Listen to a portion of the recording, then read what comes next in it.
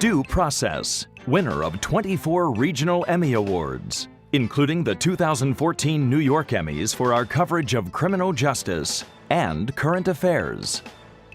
Due Process is a presentation of Rutgers School of Law, Newark, and the Edward J. Blaustein School of Planning and Public Policy.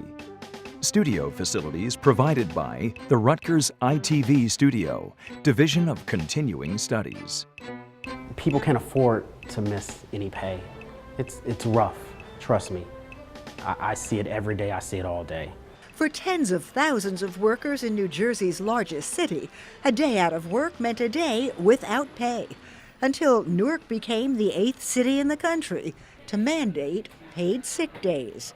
Now every business in the city's required to pay workers who call out sick, and a movement's on to make the rule statewide. Paid sick days, a move toward social justice or just bad business? That's next on Due Process. Major funding for Due Process provided by the Fund for New Jersey, supporting informed citizens for an effective democracy. Additional funding from Genova Burns and the New Jersey State Bar Foundation.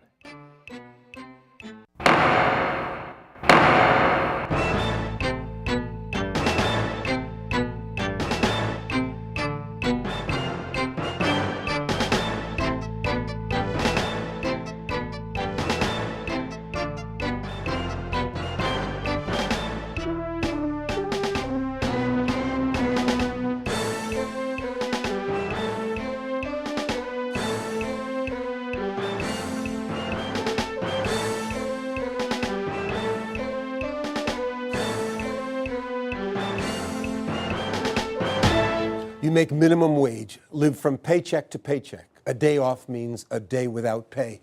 So what do you do when you're sick?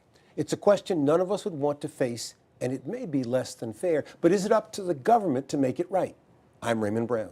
And I'm Sandra King, and that's the question at the heart of a growing movement to force private employers to give sick leave with pay to all workers. New York City's on board, and so are 2 New Jersey cities, whose new mandates may make a real difference for the working poor and their families. Where's the dice? Mommy, you don't have to have a dice. You gotta make a word. Tamika Hawkins has 5 kids at home. 5 kids completely dependent on her care, her income, her health. I'm head of household, so if I take off from work, when I'm sick, that's taken out of money from providing for my children. So when one of them has the flu, or if she's the one sick, what Tamika wants is what we may take for granted, the chance to stay home. Imagine a week out of work because you have to stay at home with your children when they catch the flu. And that's a week's pay. Tamika's a home health aide. Is that your mommy? That's you. That's me.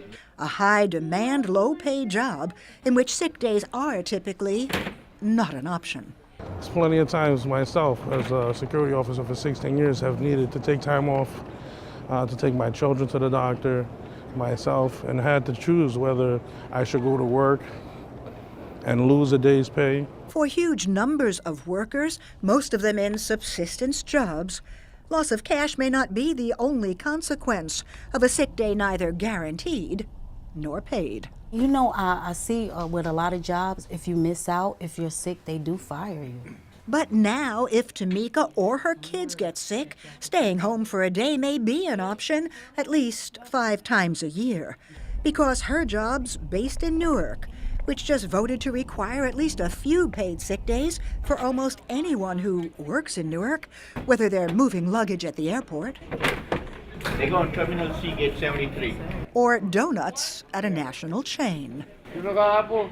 Yes, I have apple.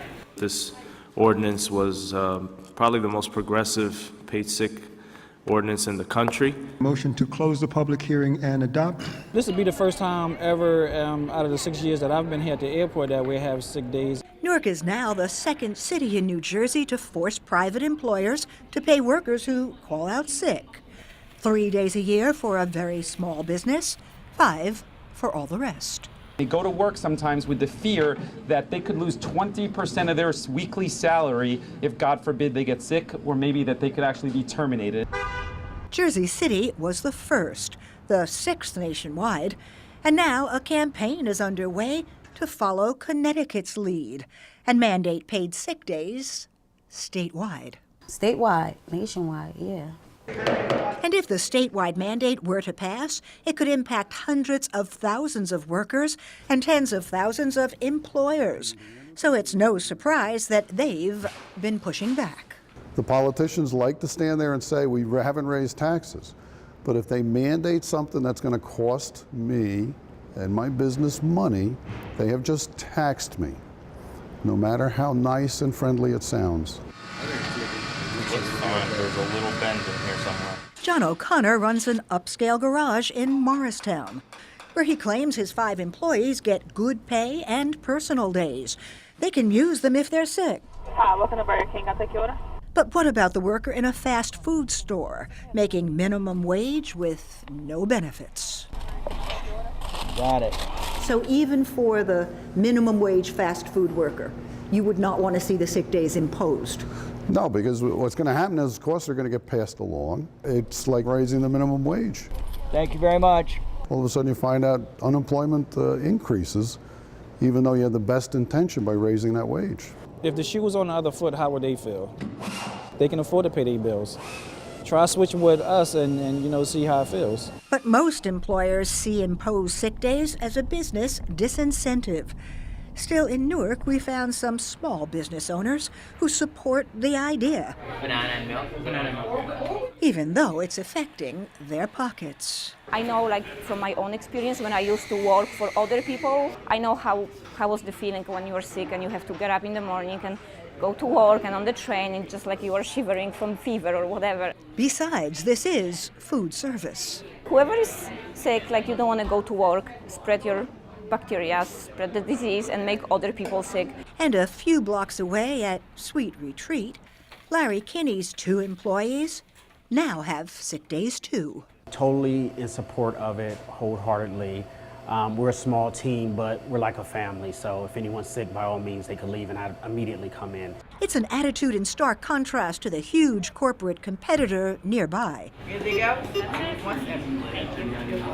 Dunkin' Donuts, with its 250,000 workers worldwide, was among the most outspoken opponents to the Jersey City law. Anything else? Now donut workers in Jersey City and Newark will get paid sick days, while their counterparts in other towns do not. Small Diet Coke, will that be all? That'll do it. Same for these Burger King workers in Harrison. Unless a statewide rule is passed, they'll still have to do without sick pay, though just 3 minutes across the bridge in Newark, their colleagues can count on 5 of them each year. I'm hoping that this new ordinance is a model for the state, and so I implore that a copy of our ordinance is sent to the governor of the state of New Jersey and the leaders of both houses with the admonishment that they should be following Newark's lead as the largest city in the state of New Jersey and as the most progressive. But what's the chance that the state might follow Newark and Jersey City? Is it the right of government to tell business what to do in the name of social justice? For some very different answers, we'll put that question to Steven Fulop, the mayor of Jersey City, who brought the mandate for paid sick leave to New Jersey, to Phyllis Salowe-Kaye, executive director of New Jersey Citizen Action, who's leading the campaign statewide, and to Jack Mozloom, a representative of the National Federation of Independent Business, representing 7,000 employers in New Jersey and 350,000 nationwide. Welcome to all of you. Thank you. Steven, let me start from you. There's nobody, I think, who could watch Sandy's report on Tamika and not be sympathetic to her plight. The question is, why now is government turning to this concern about focusing pressure on businesses for sick leave paid?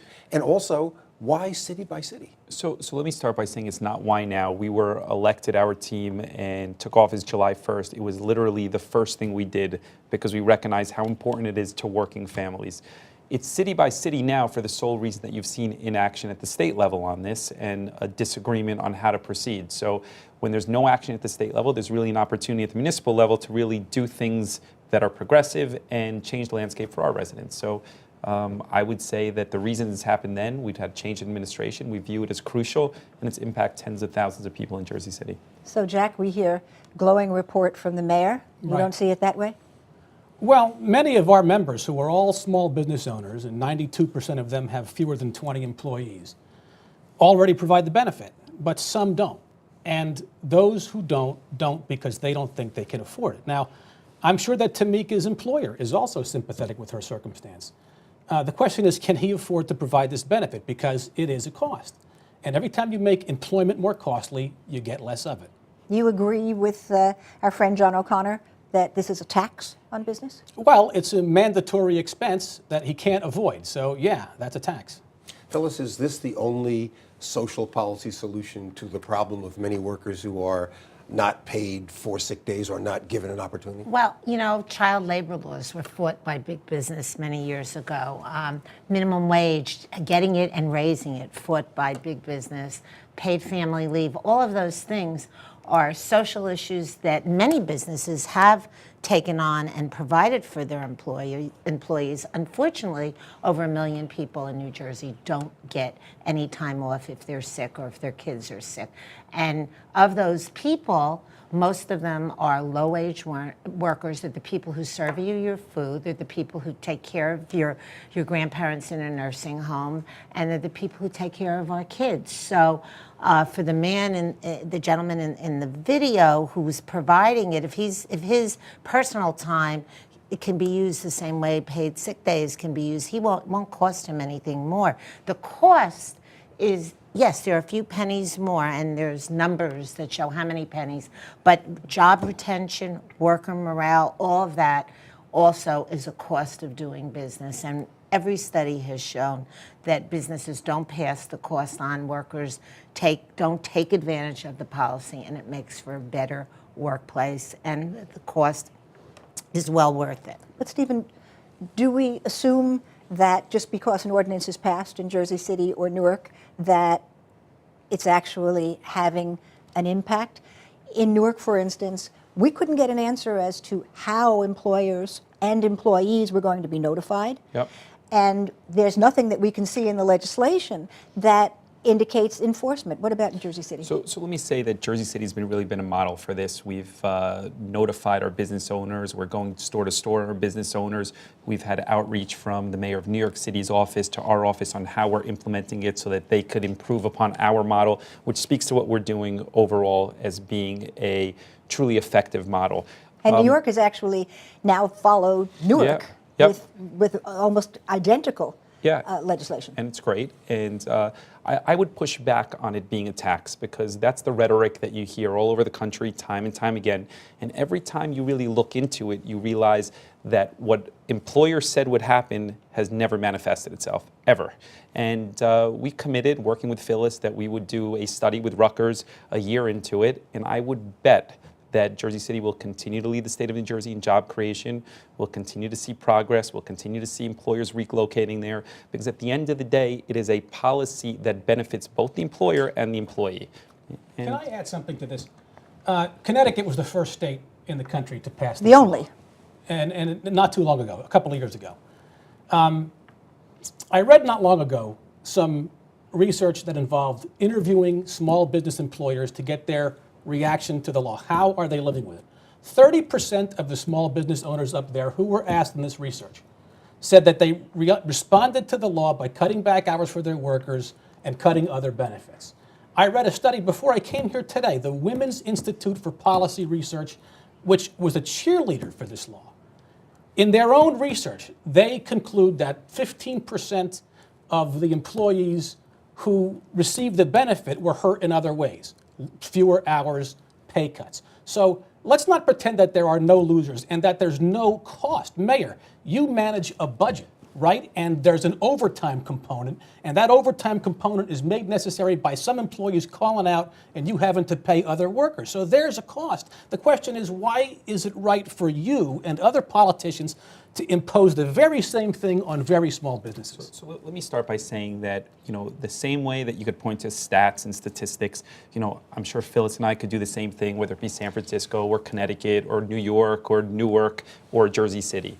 And for every small business that you say it's been a problem, we'll point to a small business that says that it's an asset and it's a benefit. Well, bingo. So why not let everybody let me alone? say this. So let me say this. So there is a moral and a social responsibility to make people not to have to choose between their livelihoods and their family, okay? That is something that in this country I fundamentally believe is important. Okay, now, the impact to businesses, my family has a small business in Newark. I grew up working at the register at that deli. My parents would say that this sort of thing is important the same way, and many employers do, because it creates a fabric that is important. Now, I would like to believe, and I'm sure Phyllis would agree with me, that everybody would say we'd like to do the right thing, but that's not the reality of the country that we live in, that many people try to exploit other people and take advantage of that. And this is something that's really important to working families. As you have know the growing small income business inequality, owners in your it's city, important. right? Yeah, You know course. many of them. Okay. Of course. So why is it that you distrust them to treat their own workers fairly? Why must they be forced by you to do the right thing? Jack, it's easy to say inflammatory that I distrust them when You just said they would exploit their workers. You're the one inflaming things. No, I said there are some, and that I said there are some, listen, let's not put words in my mouth. I said there are some small businesses throughout this country that would, and there are many that wouldn't, okay? When we did the signing, it was at a small business who embraced it. There are countless small businesses in Jersey City many who of them embrace provide it. Right. Many If of they them. provide it, then that's great. It's great. But there's lots of businesses that take don't advantage. provide it. And in they're the Belmar, bad ones. in Belmar, a bar had to close down for 2 weeks when one of its employees came to work having the mumps, spread it to a number of employees. And But you're customers both in making the preposterous assumption that business owners who don't provide every benefit for every employee Jack, let's are let Phyllis motivated by some kind of malice. Excuse me. Can I finish? Well, you okay, seem let to us go be. ahead It's and not the finish. person who talks the loudest that gets to speak. Go ahead, Phyllis. So they closed down their restaurant because their employee couldn't take off a day or 3 days when he got the mumps. They lost a lot of money doing that, plus they got a lot of bad publicity. So for the employees who provide it, that's great. But for Dunkin' Donuts and Burger King and some of the cable companies who could well afford to provide their workers with paid sick days, who don't, this But many law of is our You have members good members, have then. 20 or fewer employees. We're not talking about Burger King or the other big businesses that you guys like to point to. We're talking about people who are going to, and listen, the And companies you've that got are members, we've got members. We have Main Street But Alliance. the Main big Street businesses are better able than anybody else to absorb this, and that's why you don't hear them. Well, That's why first they're of all, not here.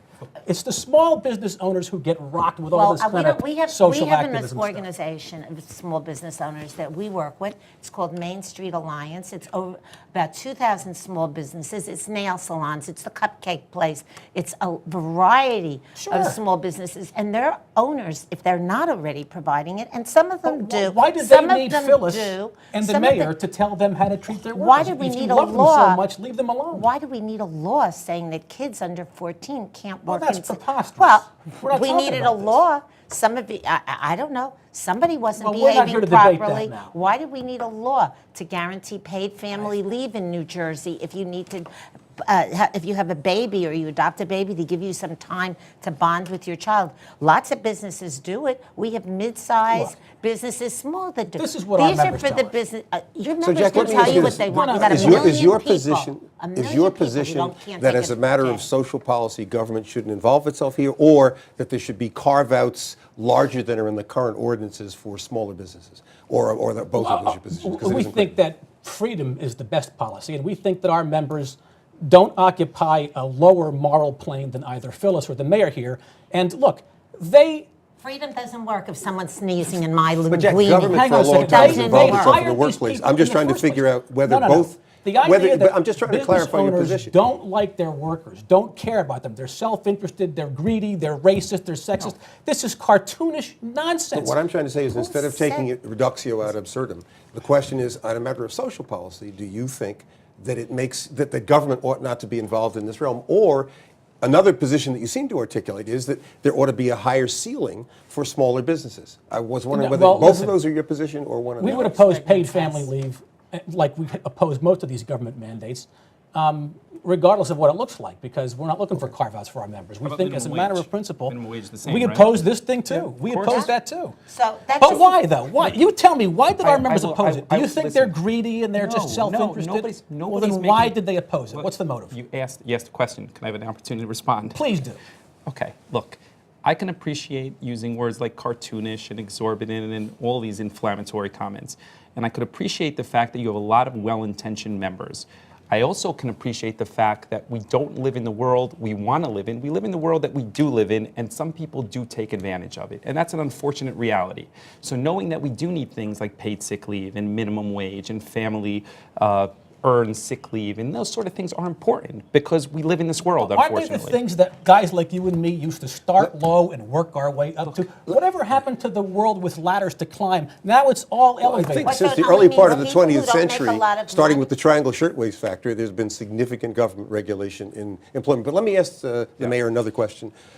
In terms of enforcement, is this a voluntary compliance system where businesses are submitting material, or do you have a sizable staff for, I think, 40,000 people? There's recourse, there's a mechanism for employees to be aware of it, there's recourse to our Health and Human Services Department, and there's fines and appeal process. So our goal is to have it implemented. Does somebody check on the businesses, or do you count on the employee to call and say, we're not getting it? There is a balance that happens where, as it relates to notification to the employees and what the employer is responsible to do, and then what the responsibility of the employees. And I'd like to point out that people... But excuse me, is it on the employee to say, I'm not getting it? The employee is a major part of it, and the employer has a major responsibility to make sure in a documented, clearly publicized place that the employee has access to that information. Do you have a budget in Jersey City for enforcing this? It's part of our Health and Human Services budget. And you know, when you look at our budget this year, and this is part of it, we're going to be lowering taxes this year, and I'm comfortable on where we are. This is an important initiative for us. We've got 3 minutes left. Enforcement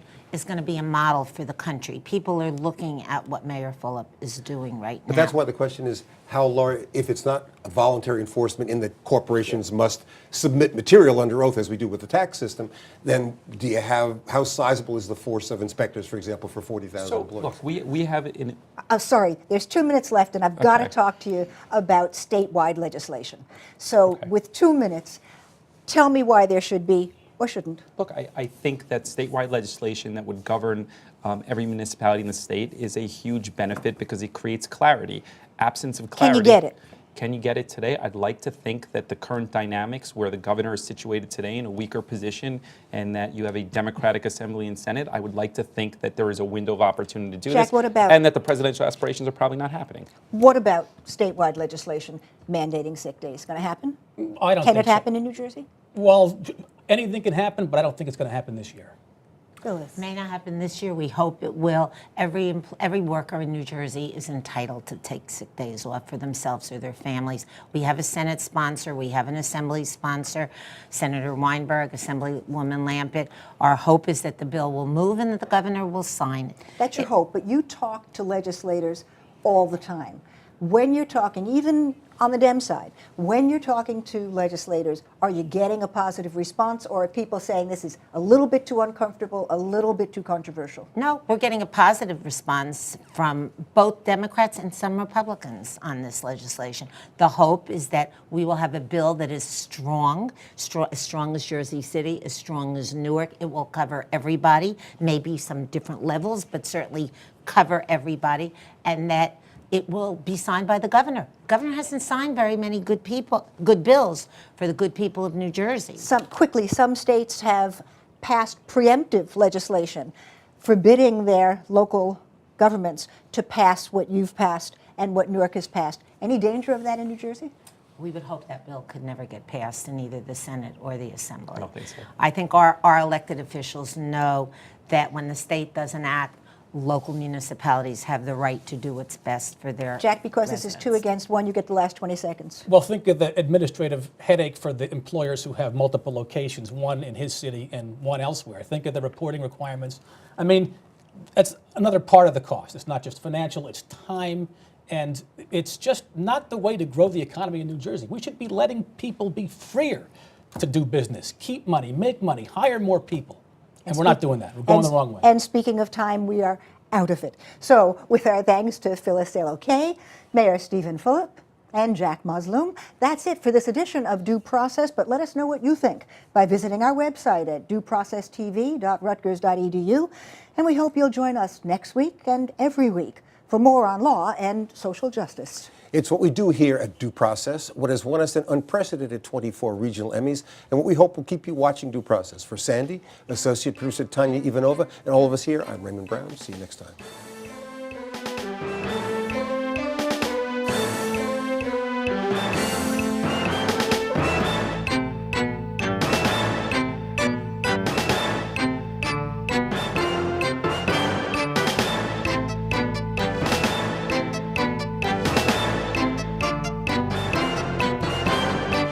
When we all ran collectively this campaign, we really talked about bridging the gap between the different communities in Jersey City, and I really view this legislation as an important step in that direction.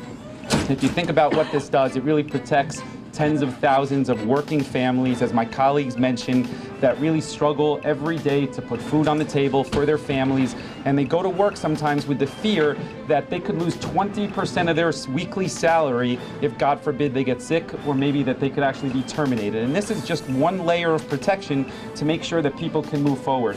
As we talk about bridging the gap, our goal is obviously to give people the opportunity to move from low-paying jobs to middle-paying jobs and eventually to high-paying jobs. And in order to do that, you need to protect the most vulnerable who are at risk.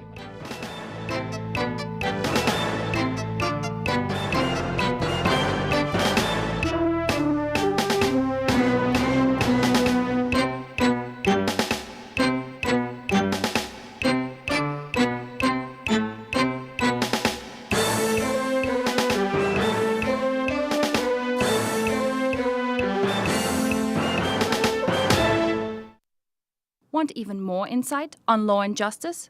Become a fan of Due Process on Facebook. Follow us on Twitter and watch us on demand on YouTube.